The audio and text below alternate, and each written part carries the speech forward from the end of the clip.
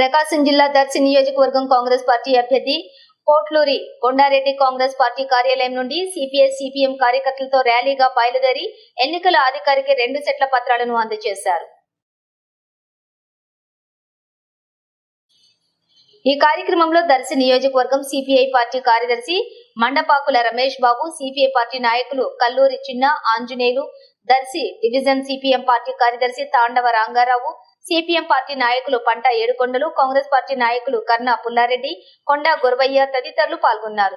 కొండారెడ్డి మాట్లాడుతూ దర్శి నియోజకవర్గం అభివృద్ధి చెందాలంటే కాంగ్రెస్ పార్టీ అధికారంలోకి రావాలని, ఈ రాష్ట్రానికి ప్రత్యేక హోదాతో పాటు పోలవరం ప్రాజెక్టు పూర్తి చేస్తామన్నారు.